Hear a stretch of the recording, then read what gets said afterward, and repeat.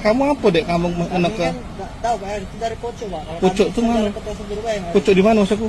Dimasuk dari Apo kota ado, langsung dari- apo ado perdanyo, apo ado. Nah itu udah kurang tahu Pak. Kurang tahu, ya. Jalan ini Pak. Ya jadi cak mano kalau masyarakat kehilangan cak mano. Cek itu terus memang Pak selama ini Pak. Jadi selama ini dek kamu kasih namanya deh ya, siapa ya kamu tugasnya ya? Itu ada di situ Pak, di kartu situ ada nama dia. Udah minta paraf kamu deh ya. Nah jadi untuk kami bukti kami kakek ya. Oh jadi kalau itu 50.000 pasti Ya, itu sudah. Ya, motor 25. Oh terus duitnya jadi masuk apa tuh? Beban apa?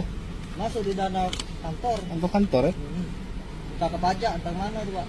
Tapi bayar pajak nggak sih kamu nih? Bayar pajak. Ke mana? Di Pemda, nyetor ya. Berapa kalau misal Nah kalau itu nggak tahu. 5.000 kamu bayar ke sana berapa ya? Nggak tahu kalau masalah itu Pak. Oke deh, makasih ya.